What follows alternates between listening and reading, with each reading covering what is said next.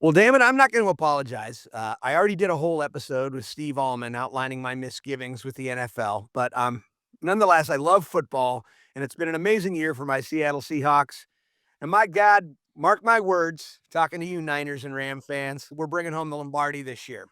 Uh, Today, I'm joined by Michael-Shawn Dugar, with whom I will discuss the franchise, as in his excellent book of essays about the Legion of Boom era Seahawks. But we're also going to just talk about all things Seahawks and preview what may or may not be ahead for the franchise. Michael is an award winning journalist who's been covering the Seahawks for a decade, from the PI to the Athletic and beyond. 12s will recognize him from radio and television as well. He's a good looking dude, and he's a Coug. Please welcome Michael-Shawn Dugar. Mike, thanks for being our fresh face in hell this week. Mhm. Appreciate you having me. It's Dugar, by the way, but I appreciate you having me. Dugar. All right. Well, what a season, right? Yeah, this is fun. I've been on the Seahawks beat for about 9 years, so this is my first time covering playoff football in Seattle with fans. I know it's a lot of qualifiers, but that does make a difference. The few times I covered the playoffs, they were on the road. I was in Philly, Green Bay, Dallas, and then in 2020 when they did win the division, there were no fans at the wild card game when they lost to the Rams. So this is my first time getting to kind of experience the real Lumen Field, CenturyLink, Quest, whatever, however old, far back you go. But just to experience that with the fans there rocking. It's a night game coming up. They should go to the Super Bowl. If they handle business, I'm having a good time. Yeah. Well, let's hope our season ticket holders will cooperate with us this time, because we've seen that the last few years, since the Beastquake days. We've seen more and more visiting, opponents' fan bases coming in, buying the season tickets, and essentially sort of lost what used to be the most dominant home field advantage in football, along with Denver, become really average team, like a 500 team. But we seem to be turning that corner. Were you surprised? I guessed 11 wins this year at the beginning of the season. I kept receipts. I said I thought this team would be 11-6. I didn't see 14-3, but I was so impressed with what McDonald did with the defense this year, and I'm conditioned to believe in defense and game management. I mean, we saw a whole generation of that. So, were you surprised, or were you somebody who thought 8-9? I'm definitely surprised at the way the offense performed, particularly, within the passing game.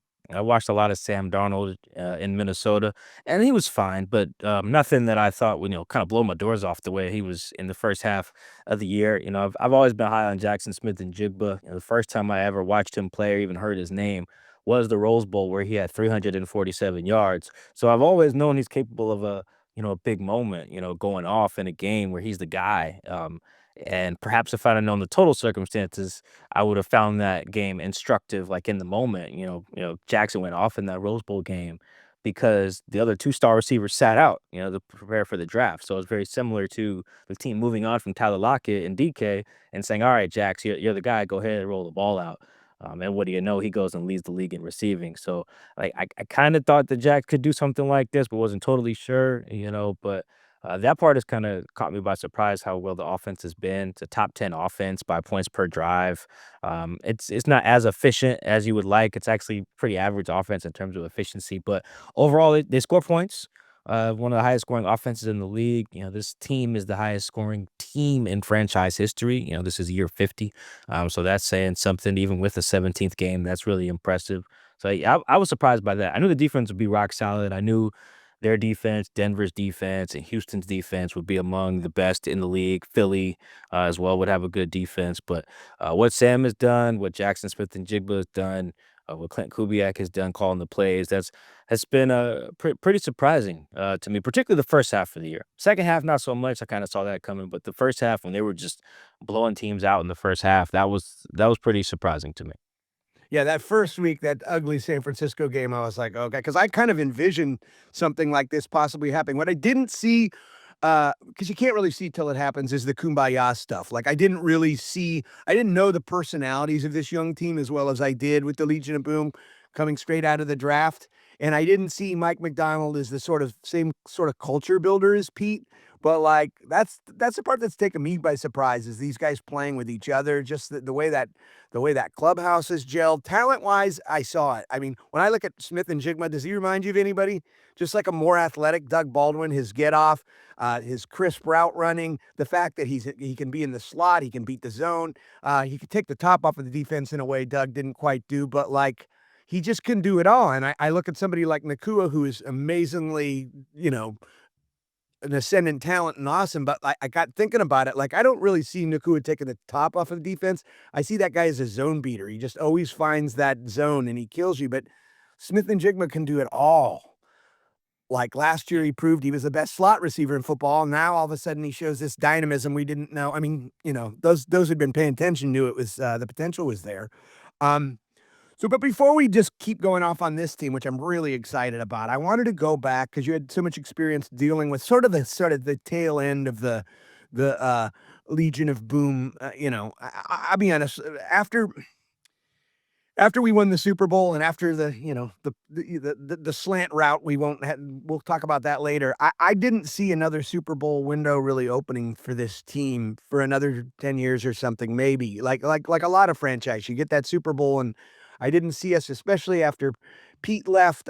I'm just it's sort of shocking how fast we've got back there, and I think that says something, right, about the stability of the organization. Yeah, I think it helps to have, stability, it helps to have ownership that's consistent. They've really had some pretty consistent quarterback play, in that time, from Russ to Sam to Geno, there's just been a high floor, of quarterback play. The ceiling has kind of been whatever in recent years, but, I mean, literally every quarterback to start within the last decade for the Seahawks has made the Pro Bowl. Geno made 2, Sam just made 1, Russ made, like 10 of them here, I think, 9 or 10, in 10 years. So, the quarterback play consistency, the coaching consistency, everyone had 2 coaches in 15 years, 1 GM in 15 years. They've had no ownership changes, officially. Obviously, Paul died in 2018, Paul Allen. Yeah, when you have that stability, it makes it easier to, put a more stable on-field, product out there. I mean, you compare that to some other teams, like, discount ownership for a second, but look how many GMs and head coaches and quarterbacks like the Jets have had, or even a team like the Lions to get where it's at had to find some stability, with its big three: general manager, head coach, and quarterback. The Rams found that stability. Now they're rolling. The Niners have that stability. Now they're rolling. But then you look at team like Washington pre Dan Snyder selling. That team uh, was a train wreck. Because they didn't have that organizational stability. So, I mean, that helps. It helps quite a bit. It's no guarantee. Steelers haven't won anything since Obama was president, right? And they've had stability. But in general, it's nice to have head coach, ownership, general manager, quarterback all stay the same or not rotate a ton of it within a decade, and that helps. So, yeah, I mean, this if they get to the Super Bowl, it'll be the first time since the 2014 season. We're sitting here talking to 2026, so, that feels like a long gap to the people inside the building, but you're right, historically, that's about how it goes, in a pretty cyclical league. Yeah, and I mean, the dysfunction just starts with the ownership down. I mean, that's one thing I feel like. I mean, I look at Jerry Jones in Dallas, and I just think you're never gonna win a Super Bowl. It's just when the dysfunction starts at the top that way. We saw it with Steinbrenner's Yankees too. I mean, when you have an owner that just thinks they know too much, that can't just let the professionals do their job, that sets the tone. I just don't think you can overcome it. And so I think that Jody Allen taking over for Paul has been kind of almost like a silent partner in all this. Just trusted the people that know football organization, trusted the people to like run the organization. She's not saying I like this wideout from Mississippi. She's not, you know what I mean? She's not doing that Jerry Jones thing where they think they know more about football, which, if I owned the team, I'd probably be a mess. I'd do the same thing too. I'd probably think I knew better. Maybe it's human nature. I think what you said just now about quarterback play too is I think what we're all sort of slowly learning about the NFL. Like the quarterback is as good as the system. I mean, all these top, number one, number three picks, quarterbacks have the arm talent, they have the mobility, they have the potentially the pocket presence to be these guys. But if they come into an organization where it's built to go that way, if you go, 2-15, and then all of a sudden you're supposed to save the franchise, it's not going to happen. Were you surprised at Russ's lack of success leaving at Seattle? Because I kinda wasn't. Yeah, yeah, I was, how do I wanna frame this? So I was in Denver until about August. Until about August. That first August, there was an article, I wanna say either by Peter King or Albert Breer, um, and there was some quotes in there about how they were viewing the whole thing with Nathaniel Hackett, who was the head coach at the time, and there was a quote in there, I think I even tweeted it, I said, the quote says something to the effect of they view Russ or Russ views this quarterback head coach thing more so as like a partnership. And there was some other lines in there that implied that Russ kind of thought they were on equal footing. And I remember I was like, oh, this is not going to work. Like it's immediately. Russ even hadn't played no games yet at that time in the Broncos uniform. I was like, that's not how this works. We were talking about organizational stability. Like we weren't talking about everyone on the even playing field. Ownership at the top, like you said, and what'd you say? It goes down. You get like now I won't say you're beneath anybody, so to speak, but I mean, shoot, in most of these buildings, you are. The locker room's on the bottom floor, ownership's office usually on the top, right? And the floor is in between, right? For varying levels of importance to the organization. So, and Russ had an office in Denver, I think on the second floor, in there. Again, huge red flag. So when I saw that, I was like, okay, this is not gonna work. Because there is a hierarchy here. And so from there, I was like, yeah, this could go south no matter where he goes. I'm not surprised that he found his groove again when he played for Mike Tomlin. Because I think with Mike Tomlin, there ain't no, oh yeah, me and Mike Tomlin are partners. No, you're not. Mike's running the team. You are one of 53 guys on the active roster. Like, and that's very clear. Mike T doesn't have to say that. Whereas Nathaniel Hackett wasn't coming in there with that. They had just traded the farm for Russ and gave him, I think, $250 million or something like that. So, Russ felt he had more power. In Pittsburgh, he didn't have that, and then with the Giants, he obviously didn't have that, either, so, and he actually played a little better in Denver and, or excuse me, in Pittsburgh and New York, so, I knew the Denver thing would go south, just n not even because of his talent, it's really just, football is mental. You mentioned what breaks, some of these, early draft picks, whether the 1st pick, 3rd pick, 5th pick, 8th pick, whatever. Like you said, they can all throw. I just watched the playoffs. It was a bunch of number 1 picks and first round guys on the field. Josh Allen was top 10 pick. Caleb Williams was the first pick. Bryce Young was the first pick. Jordan Love was a first round pick. Trevor Lawrence was the top pick. So CJ Stroud, all these guys. You can see the talent, but where are you at mentally? And that's different for each guy. Like you said, you show up at a team when you're a top pick, your team might be 2-15. They might have just went 3-14. Well, look at that from the guy's perspective who just got drafted. If he's coming from Ohio State, right, and he was a 5-star recruit, chances are he was a champion in high school. Chances are he lit up these 7-on-7 leagues all these kids play in. Chances are he played for a championship or the Rose Bowl or the Orange Bowl, Sugar Bowl, whatever. He's not used to losing. That's my point. Okay, well, how does he handle that? How does he handle a 4-13 season? How does he handle um, going from used to completing 70% of his passes in college to 59? Right? Does he get his head down? Does his footwork waver?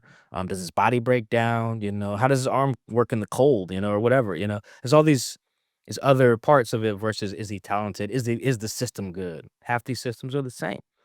So there's a lot that goes into that, and I think mentally the Seahawks have found over the last 15 years or so really just strong guys in that regard, from Tavares Jackson and Russell to Gino to Sam. Like they got lucky they were at a part in their careers with Gino and Sam where they were more equipped to handle some of those mental things I'm mentioning. But they got that part right, and I think a lot of franchises where they get the talent, they're not getting that right, which is why we're seeing some guys now who are high picks stink, go to a new team and look like a new guy. They're not a new guy. Mac Jones ain't a new guy. Sam's not a new guy. Baker Mayfield's not a new guy. Gino's not a new guy. Neither is Goff. It's just you grow mentally when you play football. And it's hard to do that when you're young, and so a lot of these guys figure it out later. Yeah, I think what happened to Russell is almost sort of the inverse of that guy finding the right system. I think what Russ didn't understand that I saw is that that scheme was designed. Pete's scheme was designed around Russ's strength, his mobility, his ability to get out of the pocket. The fact that he wasn't a real fast processor. Like he's not going to sit there in the pocket because of his height, but he's not going to sit there and go 1, 2, 3, 4, 5, go through his progressions. He had a tendency, and his offensive line didn't help him from some of those years, from 2015 to 2020. But he tended to put his eye, put his eyes down, escape the pocket. Um, then he's being asked, he's going to these other teams where they're asking him to be more of a system quarterback. We need you to stand in the pocket and go through your progressions. Meanwhile, his athleticism, like we all, is also kind of going downhill. He's losing a step. He's getting a little thicker through the middle. He's not quite, he doesn't have that short area quickness he once had or elusiveness. And like all these things sort of conspired. I mean, I think the story, the headline is about his attitude and this thing about the front office and being more important to your teammates and not being unrelatable. But just from his sheer X's and O's standpoint, I just feel like Russ kind of got to the point where he didn't see that like they've designed this to play to my strengths and play away from my weaknesses. And then when he goes to you try to play under Sean Payton, who's like, this is my system, this is how it works. This is a plug and play. My quarterback does this thing. Whereas in Seattle, it was like Pete was really good at that, getting the best out of what his players could do, asking what not what can't my players do, what can my players do? And sort of like putting them in the position to succeed that way. Yeah, I think well the good coaches do that for whoever, right? Like if you have, the Baltimore Ravens in 2018 are a great example, right? They started the year with Joe Flacco, who was about as pocket passery as it gets, right? He still is at 57 years old, right? But then he got hurt and they put Lamar Jackson in there and they changed the entire scheme on the fly, right? Because that's what the good coaches do, and John Harbaugh is not known as like a offensive mastermind. He was a special teams coordinator, right? But that's what the good coaches do is they adapt the scheme to, all right, are you good rolling out? Are you a drop back guy? You're a play action guy? You a zone read guy? And then you evolve as defenses evolve. I think that I do think a lot of it, while there's some physical components too, it really is another level of it mental with Russ, who just he seemed to idolize, a certain type of quarterback archetype, and wanted to chase that, whether it's Drew Brees, Tom Brady, those were the main two, that style of play, being that type of guy, being that type of winner, I guess in Tom's case, he was trying to chase that, and you can see it in kind of how he moved. I think Drew Brees at one point or still does had a house in San Diego that he had built. Russ built the house in San Diego. Tom had like the TB12 method. Russ kind of has a lot of the same things. He's got like a certain eating regimen, and Russ has this whole training staff that goes with him everywhere. Private quarterback coach, private physical therapist, mental conditioning coach. Rest in peace to Trevor. All that is all this stuff that comes with Russ. It doesn't have a snazzy name like the TB12 method, but it's the same idea. And that works when your picture's on the wall, right? In Seattle's pictures on the wall. You can have whatever you want. It doesn't work. Your picture's not on the wall in Denver. They know great quarterback play in Denver. Denver was actually unique in that they know what it's like to get a guy who was the dude somewhere else, and then he shows up here later in his career, and we expect him to ball out. That just saw with Peyton Manning. So I think that a lot of quarterbacks and actually a lot of players from the Seahawks Legion of Boom era had to kind of figure that part out. It's like you got to read to earn your stripes, I guess, in these new organizations. Same thing with Earl Thomas. He left. He's a Hall of Famer. Go to Baltimore, it's like, no, dude, you got to earn your stripes around here. We know good safeties, right? We had Ed. You come in here with your accolades, don't move us. You need to come in here and show us. Same thing with and now Earl made a Pro Bowl that first year, so he did show them. Sherm, same thing. You go down to San Francisco. It's like, all right, Sherm, like you was great in Seattle, but show us. And Sherm he was second team All Pro, I believe, in his second season. Bobby, same thing, All Pro, Pro Bowler in DC with the Commanders when guys went to go prove it there, but it's not easy. And Russ learned that, and a bunch of other guys learned that from KJ Wright and Raiders, and when Bruce Irvin left, and all these. I can go on and on. So I think Russ was just the most amplified or highlighted version of that. But that was also really important. Like there was a form of quarterback he wanted to be. From who he, from how he carried himself off the field, on the field, and everything. And I think when you have all that you're chasing, I think you can lose sight of, like, what football really is when you're the quarterback. You're just one of 53 guys. That's it. Yeah, You go yeah, do your it job. was very much about the ethos for him. It was this sort of life gestalt. This is how you're successful. Win, win, win. You name your child win. You present yourself in a certain way. You always think positively. But then the two examples you brought up that were kind of outliers in this that didn't struggle are two of the highest football IQs I've ever watched in Richard Sherman and Bobby Wagner. I mean, this is where I think maybe Russ and some of the players that have trouble adjusting is that maybe they should spend less time listening to Tony Robbins and more times watching tape because, like, I mean, I can't. I try to imagine Russ doing like commentating coverage in the way, like, say, Tony Romo does it, where he's like breaking down. You see how they're dropping that second safety into the box and that, and I wonder if you hear Sherman talk about football that way, and you hear Bobby. It's like they have such an acuity of knowing how like people can show them different looks and they don't bite. Like they have such high football IQs. I always felt like Russ didn't give enough credit to that side of the game. He was going on his ethos and his athletic ability.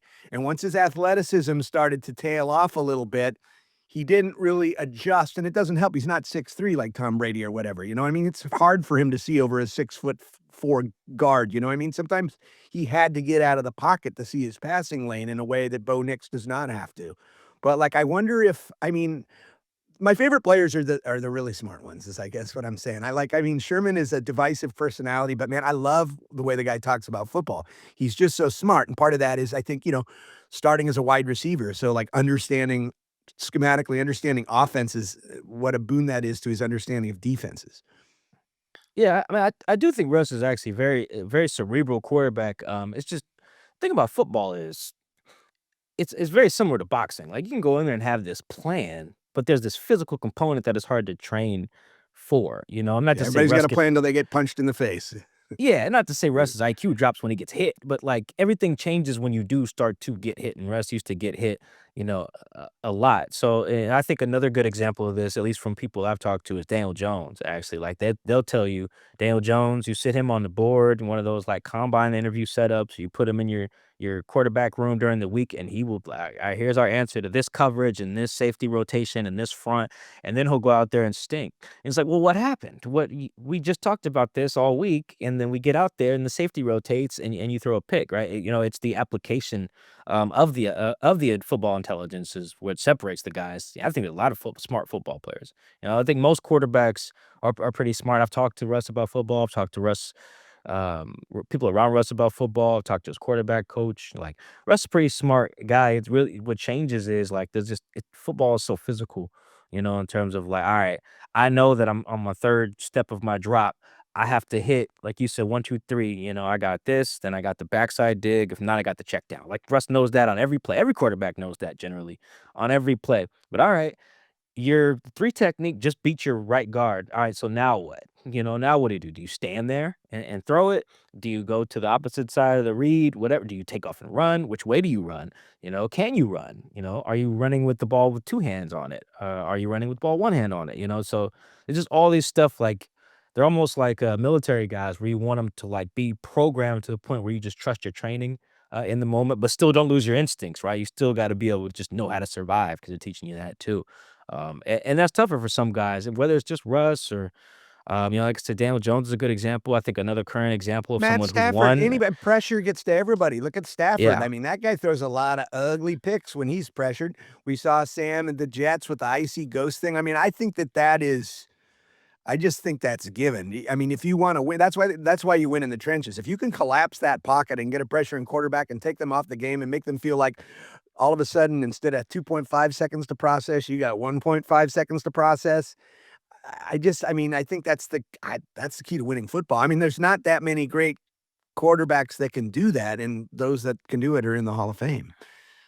Yeah, That yeah, have and I think on top of that, there's also just the added element of, just the moment, as much as Pete and even Mike McDonald now, kinda talk about every moment is the same, even Russell Wilson, like I said, he had a mental conditioning coach, a big thing was uh, neutral thinking. You never get too high, never get too low, self-talk, that's because it's hard to just not feel the gravity of the moment. Like, it's third down when it's third down, right? You're supposed to. It's the fourth quarter when it's the fourth quarter. You know the score when you're trailing. You know the score when you're up.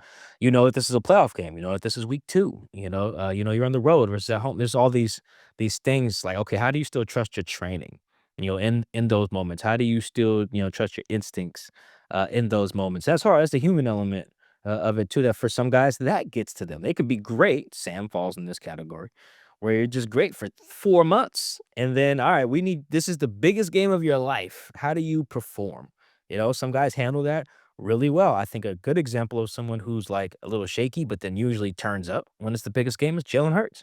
Jalen Hurts is like a fine regular season quarterback, and his 2 Super Bowl performances are 2 of the best ever.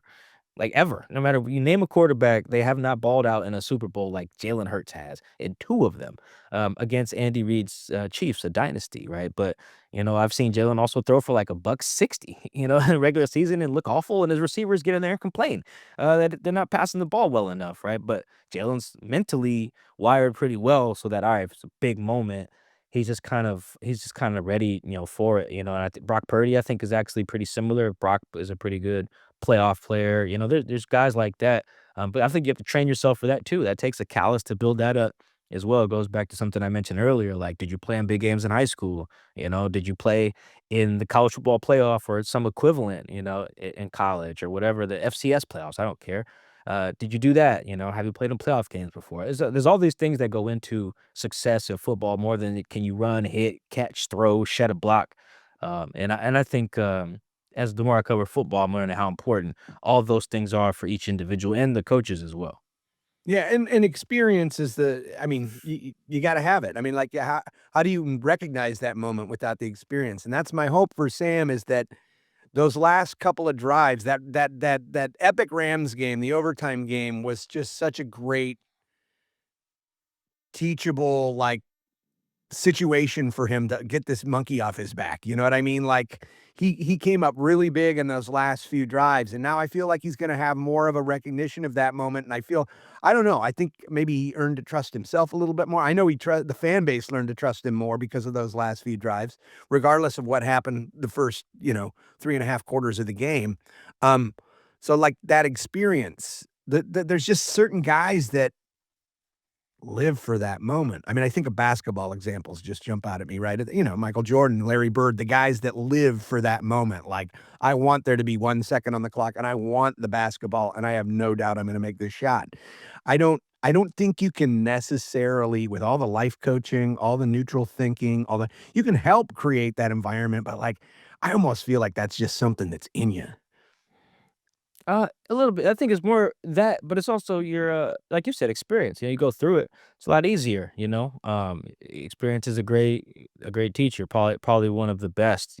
So I think Sam should benefit from going through what he went through last year, playing really well, and then stinking up the joint in the last 2 games of the year that were the biggest of his life. Because they didn't have like the college football playoff or anything when Sam was there. So I think that's going to be important, not just for everybody though. That's important for your left tackle. It's important for your strong safety, it's important for your head coach, Mike McDonald. This will be his first time being a head coach in the playoffs. But I think what's going to be all equally important for Sam is just the way he's been trained throughout the year. Mike McDonald is very purposeful in his messaging. He's very intentional about how he talks about his guys, how he talks to his guys. He made a throw in that game he mentions against the Rams where he throws a ball to Cooper Cup in overtimes, Yeah. corner route, guy in his Jared Verse in his face, smacks him. Perfect ball. Probably Sam's biggest throw of the year, given the gravity of the game and the moment, being down in overtime, degree of difficulty. And when Mike McDonald was asked about that play, something he said was, "It's easy to say, just don't throw picks, right? But if I tell him just to not turn the ball over, then he doesn't make throws like that." Right. We want Sam to be able to just rip it, and trust his training. That's a direct quote: "Rip it and trust his training." So, and I think that's a little different than how Sam has been coached in the past. I think that when other coaches got him, and they do remember him seeing ghosts on Monday Night Football, it's like, "All right, Sam." It's like, "Okay, hey, protect the ball." It's like that scene. I'm a big movie guy. It's like that scene in the movie Inception, right, where they're explaining the concept of Inception. And he tells the guy in the helicopter, "Don't think about elephants." And he's like, "All right, what are you thinking about?" He says, "Well, elephants." He's like, "Right. You know that you're thinking about elephants because I just told you not to think about elephants." It's the same thing with quarterbacks, right? If before a big game or a big play or a big drive, and you go tell Sam, "All right, Sam, all right, don't turn it over here." Well, what's Sam gonna be thinking about when he goes into the huddle? Not turning it over, right? And he probably will. And Mike McDonald handles that differently. He doesn't want guys to be playing to not make mistakes.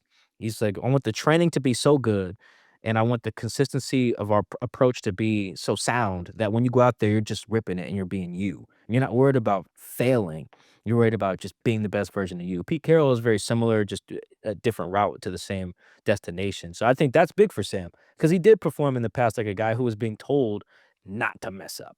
And you can Yeah, just and as tell a former he doesn't pitcher, I operate know that that. way. Somebody tells you to throw strikes, man, it just Right, gets so yeah, harder. baseball, same thing. Yeah, yeah, Yeah, same you thing. gotta and you gotta be you have to lean into that aggressiveness to be your best person, and so you're absolutely right. You can't say, "We just want you to manage the game." Don't I mean, as fans, we're all sitting there thinking that, but, like, at the same time, you're right, we have to have him. He makes so many Sam makes so many beautiful downfield throws on a dime. He puts so many just right in the bucket, like, I know from, like, when you're aiming it, like, you get behind in the count or something like that, and you're like, you gotta throw a strike, it gets harder, you just stiffen up or shooting a jump shot, you know what I mean? You gotta be loose. If you're thinking about it, like, you just pull up short, just something just mechanically isn't right. You're just not loose, and, I hope this works out. I got so much invested in a fan. It means so much to me to be a fan because I got 3 kids, a 90-year-old mom I gotta care for. I'm working like 5 jobs. I'm a novelist. I'm a filmmaker. I'm a podcaster. And I'm trying to control everything, right? But, like, being a fan is so beautiful because I care about it as much as I care about all these other things, but I really have no control over it. That's so important to me, the experience of being a fan, like, being so invested in something, but ultimately just having to release control of it.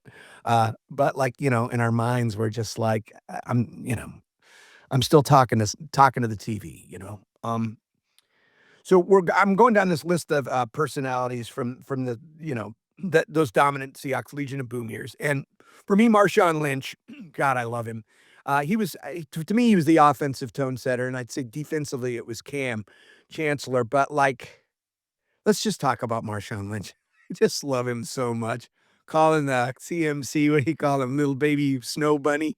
He's calling him Yeah, baby I snow love bunny. Marshawn. Yeah. He's he's such a character, dude, and I saw him they were showing the pictures of him in high school with the glasses, and he was talking about how he was just trying to look studious to get better grades, and he is just what does a guy I mean, what does the Legion of Boom look like without Marshawn Lynch's voice? Because you think of Sherman as a leader and a very vocal guy in the clubhouse and just very an emotional guy, but you could see on the sidelines how he would defer to Marshawn. Marshawn was just completely the alpha, you know what I mean?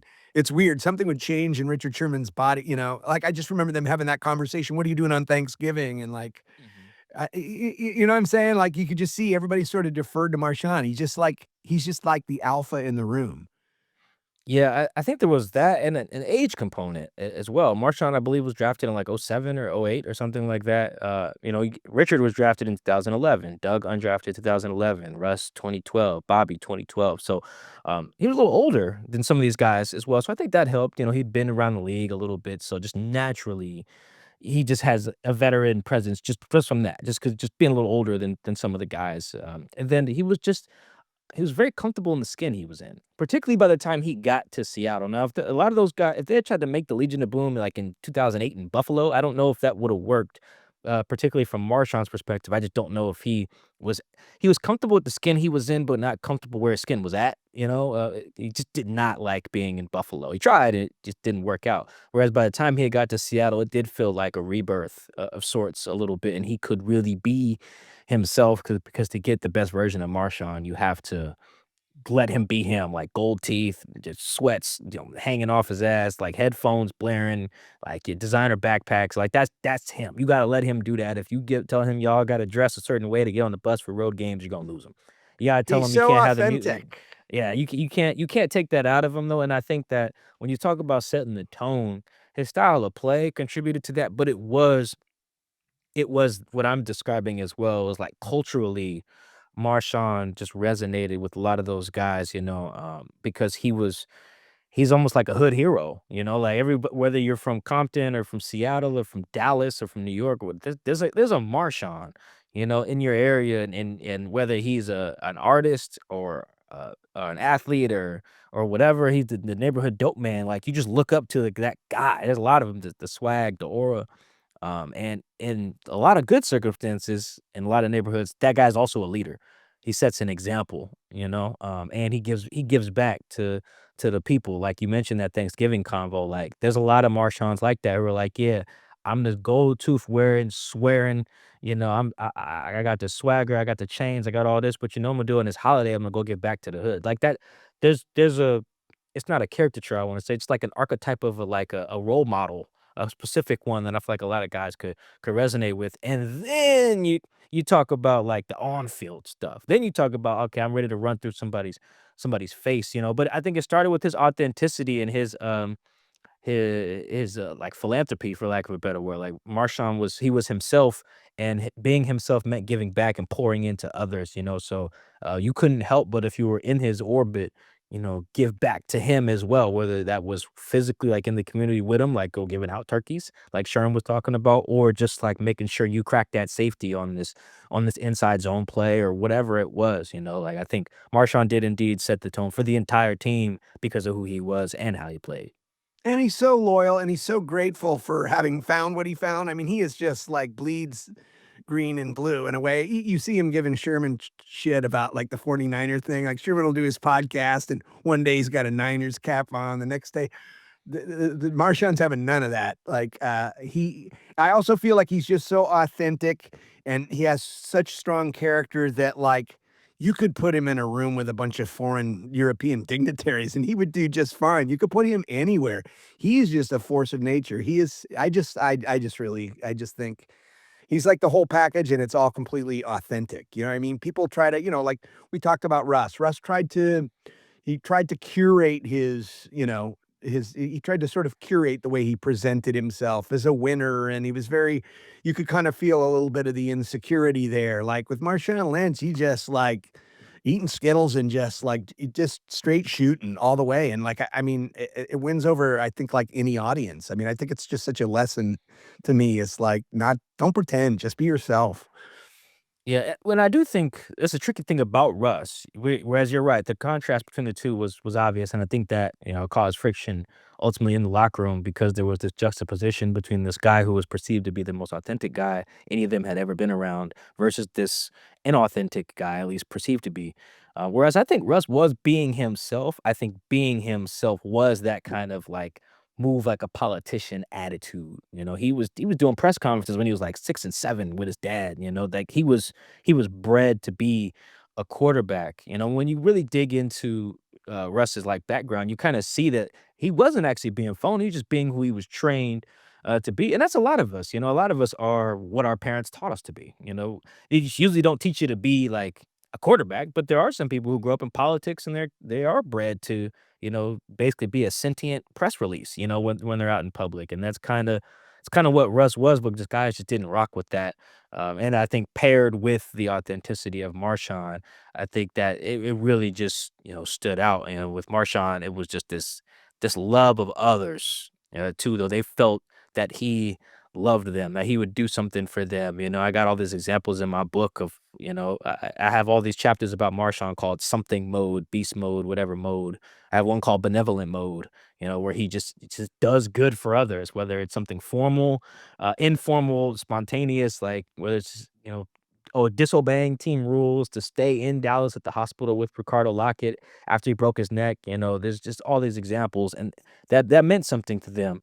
On top of him being just a genuinely authentic person. So yeah, that was like the tone of the team. Like if Marshawn could be himself, we can all be ourselves. And then they saw this one guy wearing number 3 they didn't feel was being himself. I would disagree. I think he was, but it's not the point. They perceived him to not be himself, and that did ultimately cause problems and made Marshawn one of the most beloved people. I would argue in, like, the history of the league. Like, he's Yeah, like the NFL Snoop Dogg. Like, he's the most recognizable and everyone exactly. loves him, and like you said, you can put him next to whoever, and it'll be authentic, genuine conversation and content. And so here is where we have to talk about Pete Carroll because here's Pete Carroll, who is a guy who was able to create the environment for both of those very, you know, different personalities to thrive because that was Pete's thing. Pete saw everybody as an individual, and you can argue that the game passed him by schematically, that he wasn't an in-game manager, but, like, as far as being a culture builder, I don't think any other from Vrabel to Tomlin to Belichick to I don't think any other coach in the league at that time could take that group of personalities and make this one single goal objective. Like I this is where I think Pete was amazing. By 2020, I'm getting a little frustrated with the like, okay, the league's kind of figured out your cover too, Pete. I mean, you got to throw a little wrinkle in there, give us some different looks sometimes. Like I would get a little frustrated with the X's and O's with Pete, but like I don't know. I think he was really unique. When you just talk about, I mean, Russell and Marshawn are just like two ends of this spectrum as personalities.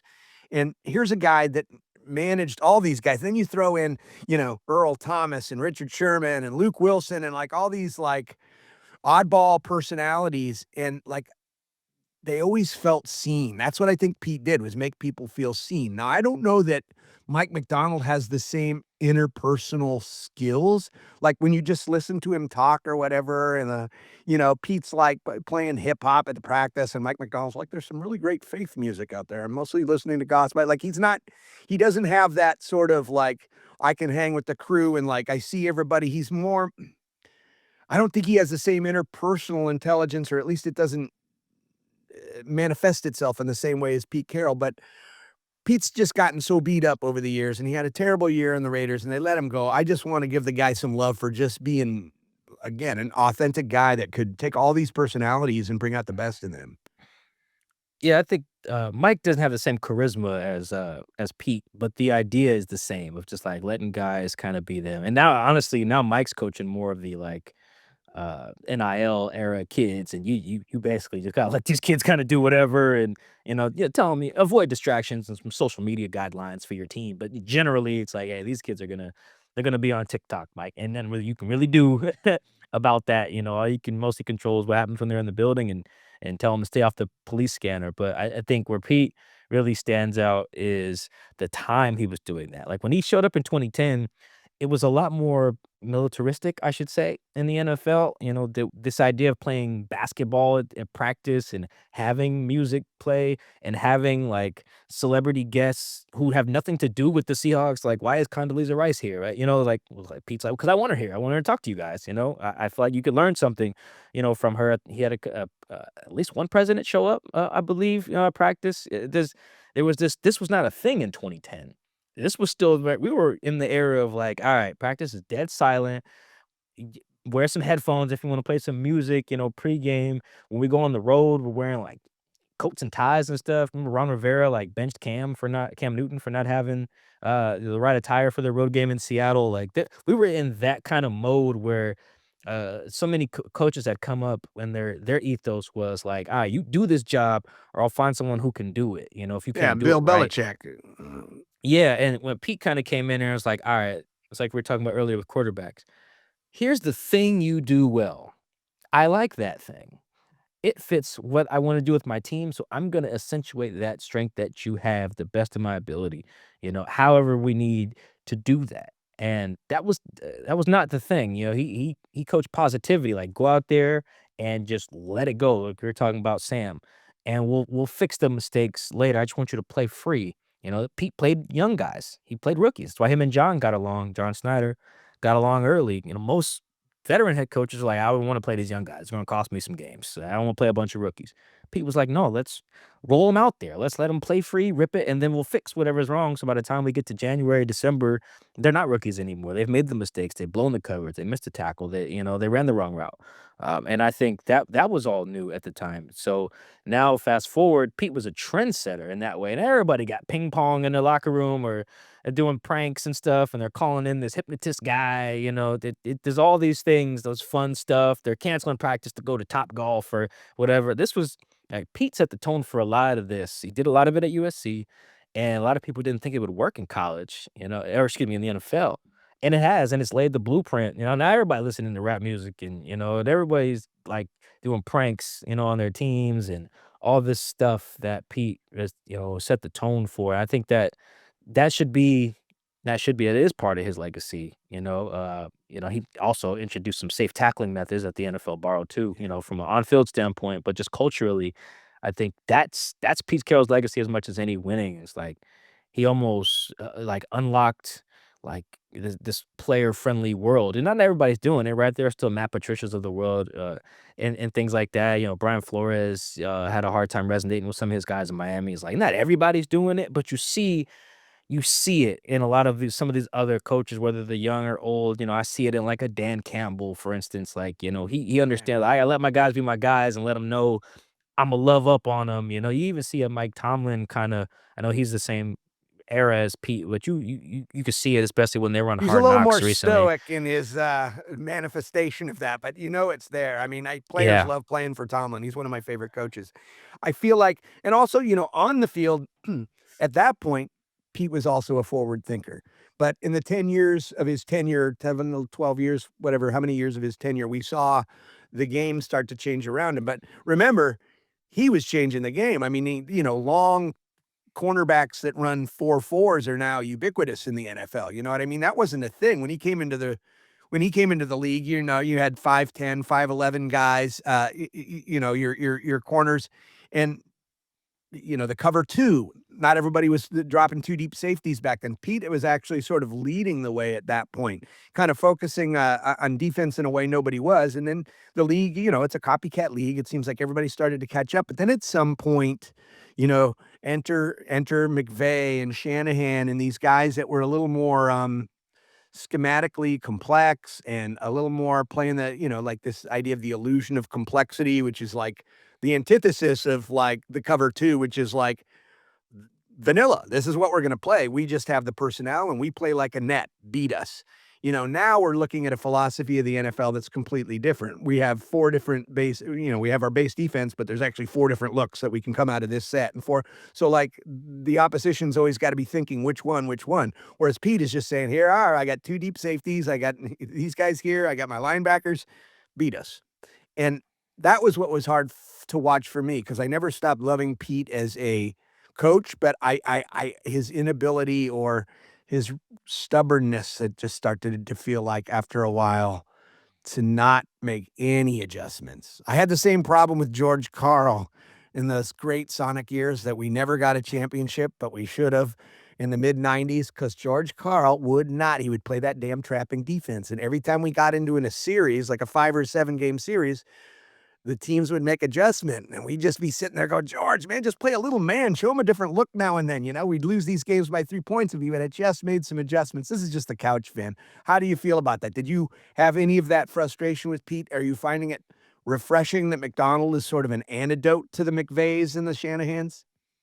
Yeah, I think the NFL is cyclical, so there's always the new hotness, on offense and defense. For a while there, it was Tampa 2. We're gonna drop these two safeties, have this whole player in the middle, and you're not gonna be able to get any explosives on us. And then what do you know? That was the era where, in the 2000s, early 2000s, running backs were all the rage. Everyone had a star running back. That was Deshaun Alexander, and LaDainian Tomlinson. The Chiefs had a bunch of them.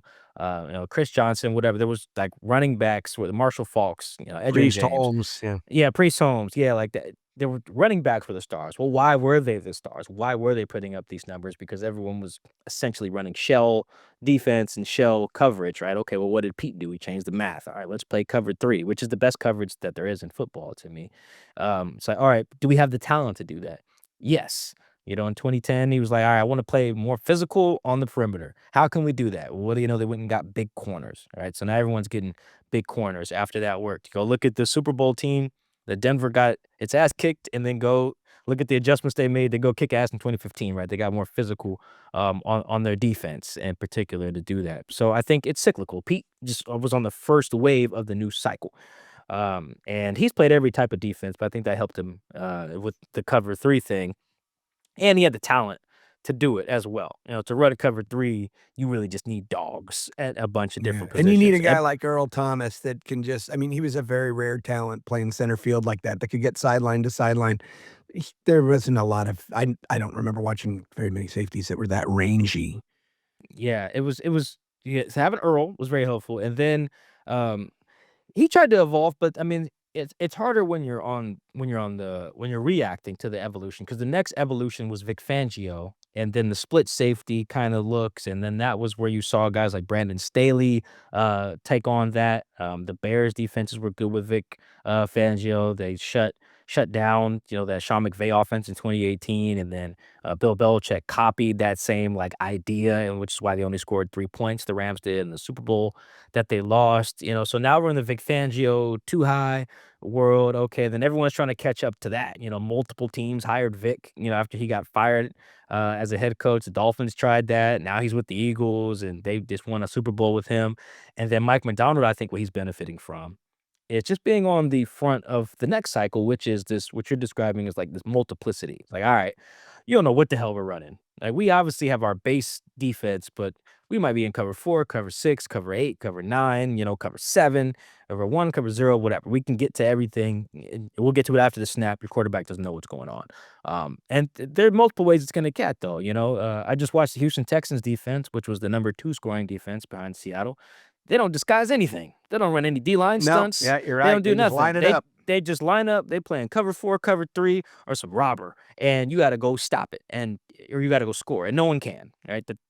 They smother you. Right? So there are still people doing D'Amico Ryan's is the same thing Pete was doing with his defense 15 years ago. Just say line up and beat us. Right? So you can do it. It's just a lot easier when A, you have the talent, and B, you're on the front of the cycle. If you're on the back of the cycle, like a lot of teams were when Pete held cover 3, it was like, all right, let's hire Gus Bradley. He'll run our Pete Carroll cover 3. Well, no, he can't. Now you're chasing the cycle. Let's hire Dan Quinn. Let's hire Ken Norton Jr. No, you're too late now. You're too late. And then, all right, now let's hire. Remember, Pete hired Clint Hurt to be his DC. Well, who did Clint Hurt work for? Well, Vic Fangio. He was chasing again. You don't want to be the one chasing. You want to be at the front of it, and that's intentional on Mike McDonald's part too. What is his version of always compete is chasing edges. That's his like main slogan is chasing edges. What does that mean? It's being in front of all these cycles, whether it's offensively, defensively, special teams, with the new kickoff rules. There's all these advantages in football. If you can be on the top of the change, like McVay was in 2018, he was just like, I'll just run 11 personnel all day. And you just can't stop this. That's it. I will never sub. I'm running the same guys out here. You got nothing for it, right? Well, now every team picked up on that. Well, now what does McVay run now? A bunch of 13 personnel with 3 tight ends. But now he's at the front of the next cycle, right? That's McVay's the good at that. question. That's the question. When when do you pivot? You know what I mean? It looks like McVay is gonna be able to make that pivot. Pete just wasn't able to make that pivot. Like you said, he got into the chasing cycle. What reminds me of that Legion of Boom era team and this team is just that we're at the front of the cycle again, and it's so exciting. We're doing something that everyone's like, "How are they doing that? I wanna do that." And this has the added thing of being such an antidote to what's just had us all pulling our hair out for, 4 years in this division, which is, the best division in football. It's the most forward-thinking division. It's the one that's leading the changes in most cases because of McVay and Shanahan, and it's just so fun to watch somebody those guys have just driven us crazy, just like always finding some wrinkle in our zone, killing us between the hash marks, always I mean, like, it was such a helpless feeling, and now I feel like they're playing catch up with us. I mean, that 13-3 victory over San Francisco, which obviously could have been a lot more lopsided, was so satisfying because it was like, how many times have they just bitch slapped us? Like, because they were playing chess and we were playing checkers, and now all of a sudden it feels like we've turned that around on him, and it's like, Shanahan, time for you to be the guy that adjusts and chase or,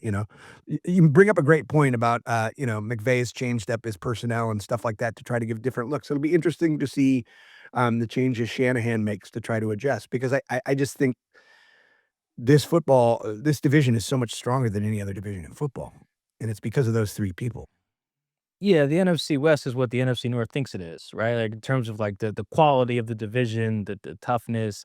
Like Sean McVay and Kyle Shanahan, since being hired in 2017, I think have played in like 7 combined conference championships. They've represented the NFC in 4 Super Bowls.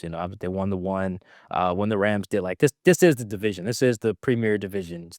It's not the premier division by market size. That would obviously be the NFC East. But this is it in terms of production. You're not getting 2 coaches Now 3 if Mike McDonald can sustain this, that just whip ass, in this way. So, yeah, I mean, that is exciting for Seahawks fans. If I was a Seahawks fan, I'd be very excited about having Mike McDonald because that's why he was hired. It's again, it's cyclical. If you can't win your division, you're gonna get fired in the NFL eventually. I don't care how good you are, how much fun schemes you got on either side of the ball. If you have to consistently go on the wild card round on the road, you're eventually gonna get fired because you're not gonna win enough to sustain that. Whether you keep making it like Mike Tomlin, who again hasn't won a Super Bowl, or excuse me, hasn't won a playoff game, I believe, since Obama was president. It's a long time ago, right? But he keeps making the playoffs. Well, eventually you're gonna get tired of that. They got tired of That's that what we had in in Baltimore. Seattle. Yeah, 10-win Baltimore, they got seasons. tired of it. They're like, why are we Baltimore, they had that issue with John Harbaugh. They're having the same discussion about Matt LaFleur in Green Bay right now, where you get to this point where if you can't consistently win your division, um, which it goes back and forth in all these divisions I'm naming. If you can't, then you get to this point where your coach is clearly good enough where your games matter, but they become unreliable in winning those ones that do. Right? That was the John Harbaugh thing, right? It's like every Ravens game in January mattered under John Harbaugh. Well, did they win them? Well, okay, there you go. Green Bay is in the same conundrum. All of Green Bay's games matter in January under Matt LaFleur. Well, are we winning them? No, we keep being the 7th seed and losing, right? So they're getting tired of that. I don't know if they're going to extend his contract, but the point is the same. Same thing with Mike Tomlin. I think he's now lost 7 playoff games in a row. They get to the point where every Pittsburgh game in January means something. Well, if you keep losing those, then we're just going to get tired of that eventually. I don't know if Steelers are yet. So that's where they were with Pete. Games in January and late December in Seattle they always mattered. These guys, I think the latest they ever got eliminated from playoff contention after 2011 was like after Christmas. It was down to the wire. They weren't looking at mock drafts and around Thanksgiving like Jets fans or Browns fans are used to doing. All right, but okay, now our games matter. Like you said, talk about this emotion you have with the team. All right, when the games matter and we lose them, that hurts. That hurts the fans, that hurts the coaches, that hurts the players, that hurts ownership, excuse me, that hurts the front office. So, um, Mike McDonald, assuming that he can get it done, now if he goes one and done, it's a different convo, but assuming he can get it done, it's kinda ushered in a new era of, "All right, you're good enough that our games matter in January, and you win them." That's the sweet spot in the NFL. It's hard to get there. There's not that much like we talked about, there's not that many great quarterbacks. There's not that many coaches that can do that, either. That's why Dan Campbell was in tears when they lost the NFC Championship game a few years ago. He knows how hard it is to get back, and they haven't been back, right, Yeah, and since one, they then. just had so much juice that year, that Mhm. energy in the building, that aggressiveness, that riverboat gambling on the 4th downs, like, all that was just it just seemed like it was all swelling to that inevitable conclusion, and it's so painful, as we know, Malcolm Butler is our foil like in your book, you have a chapter about the interception, how that changed the face of the franchise, all the problems that caused. My take is if we won that game, if we held on to that game, I think we probably win the Super Bowl the next year. I think we have a legit, like, maybe 3 Super Bowls in a row, but, like, the implosion that the fallout from that play call, it torpedoed the franchise. I mean, that was the end. I mean, we went on to, I don't think we ever made it back to the NFC Championship game again, but we won some playoff games. We were always in the playoffs, perennially winning 10 or 11 games, sometimes out in the wild card.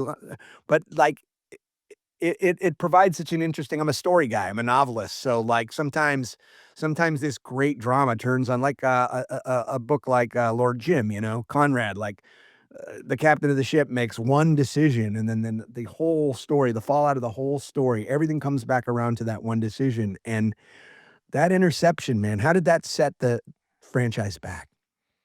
Yeah, it's easily the most consequential, moment, on-field moment in franchise history outside of, like, Paul buying the team, of an off-field moment. That is it. It's like Paul buying the team and in the 1996 or whatever, and the interception.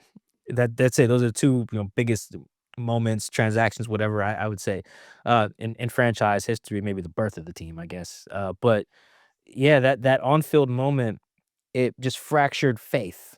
That's what it did. Fractured faith in the system. And all that culture stuff we were just talking about, they stopped believing. They're like, this is nonsense. We did all this stuff. We got to this place. We're supposed to love each other. And one, you're already treating the quarterback a certain way that we don't like. Um, Marshawn's not even talking to John and Pete at this point, right? That relationship is fractured. And then the guy we already don't like throws an interception on the one, and we don't give it to the guy we do like. Like, it was just all this just stacking issues there. And it broke right away. It was one of those things where even if you weren't a Seahawks fan, you were like, "Wow, I don't know if they come back from this." Like, on that in that moment, you were completely right. There was no hyperbole to be spoken in the moment. It was like, "It's over today. Right now, there's no coming back from it." And I think they had, like, I give them 2 they had 2 shots, I think. One was in the locker room slash the meetings after, where Pete doubled down on the idea. He was like, "You know what? Throwing it was the right idea. We just got a bad result." Nobody wanted to hear that shit. They were like, "All right, Pete, if that's what you think and that's what you believe, then no longer I can believe in you. It's over." They had one other shot. They all went to Hawaii. All the players, they got up on some mountain. They were just like, "Ah, let's throw our concerns off the mountain. Let's verbalize it. No cameras, It's no the no most Pete phones." thing ever. And yeah, it was like a player led thing. Russ was there. Everybody, all players there, like 30 guys, something like that. And like everyone was comfortable speaking their truth. Well, what was Russ's truth? Like, well, guys, you're same as Pete. He was like, I would throw it again. I just wouldn't throw a pick. Nobody wanted to hear that shit. And I think that was actually a really telling exchange. Like, everyone was like, Russ, we ain't trying to hear that. Whether they told him that or just felt it.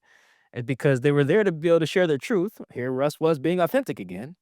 And no one accepted it. Like, we don't wanna hear your truth because your truth doesn't, jive with our truth, which is we should have given it to Marshawn, and that's really not how a relationship works. You gotta be able to hear my truth and respect that it is, and I don't think I knew they did not respect that truth. So it broke them.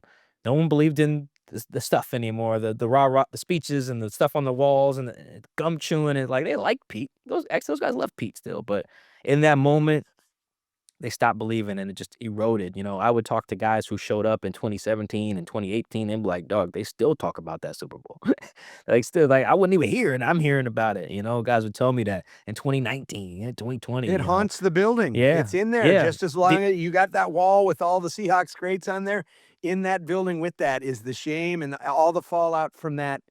And now we have a chance for redemption. It's none of the same personnel, none of the same staff, but as a fan base, as an organization, as a franchise, we have a chance now to kind of maybe put it behind us, make it sting less. I think we are all a little less preoccupied with it if we could get past it this year. You know what I'm hoping for? I'm a storyteller guy too. I just wrote my first book, first of many, hopefully. You know what I'm hoping to play the Patriots again. Patriots Me are the too. the number Well, we 2 got 3 seed over chances for there. redemption while now the Steelers are out. Yeah. Broncos, that'd be fun. Slap I them think around it's a little it's again. it's it's gotta be the Patriots, though. It's gotta be the Patriots. You gotta beat them. I don't know how good it'll make the guys who are on the team feel. If they do get it done, maybe they get rings as well. I don't know, but, like, you want to talk about what is the best possible story for the 2025-2026 NFL season? It is without a doubt a Seahawks Patriots. They should move the game to Arizona if that ends up being the matchup. Just run it back in State Farm Stadium again, because that would just be that's it. Now, obviously, if Patriots win again, then it's still a great story, but it's a different one. But yeah, that there, no one, don't let anyone tell you that anything other than that play broke them. Like, there was some context around it. Buy my book and you'll see. But that play, throwing the interception on the Super Bowl, which when you think about it, is like probably the worst thing you can do in football.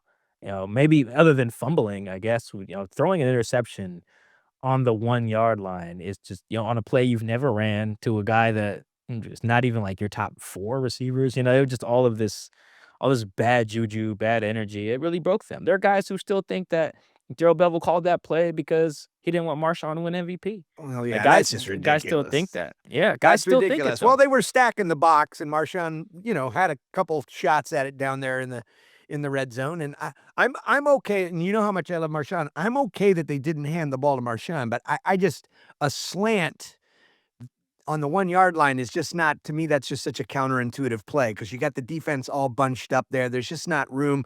And to hear Malcolm Butler tell it, this is the thing. You hear the story from the opponent. Malcolm said that Russ looked at him and he like something happened, something exchanged, like he telegraphed the play. That's how he knew how to jump the route.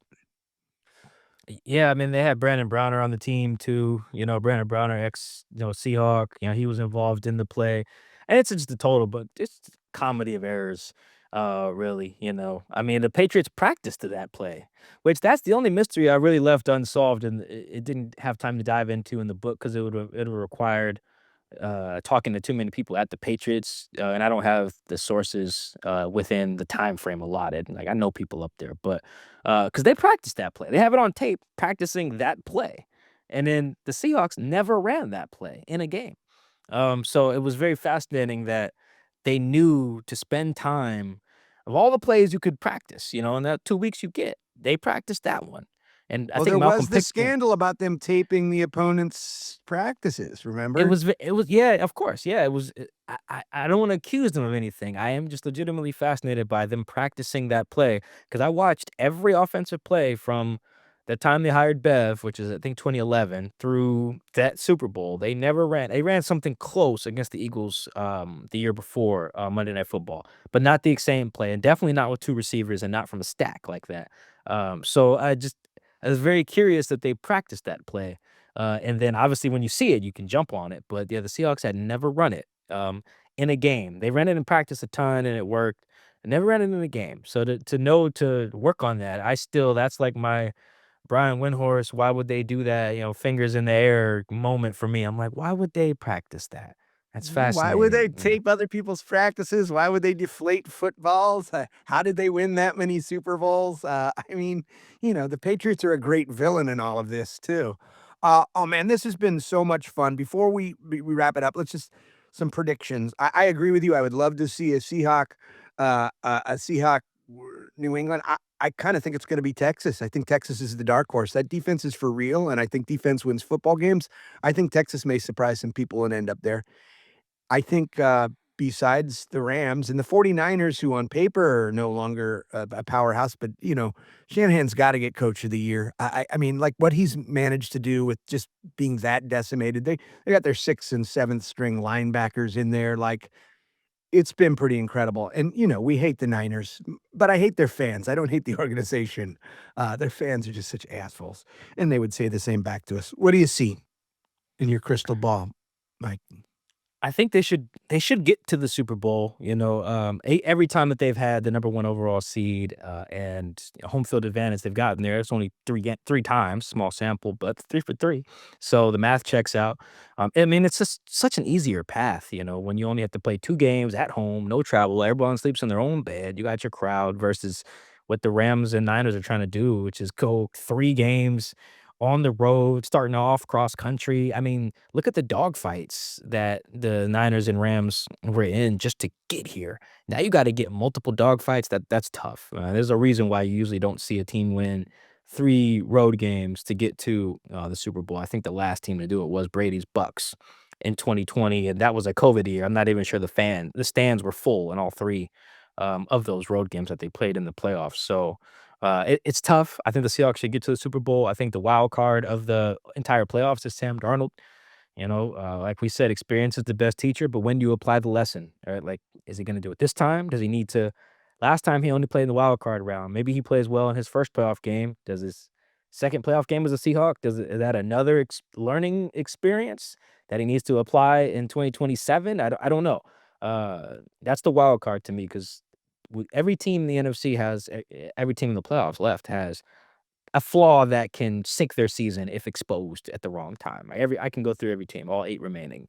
The Seahawks' flaw is obviously ball security. Sam led the league in turnovers. He was second in the league in turnover rate, behind JJ McCarthy. The Seahawks were second in the league in turnovers as a team, second to the Minnesota Vikings, in part because of JJ McCarthy.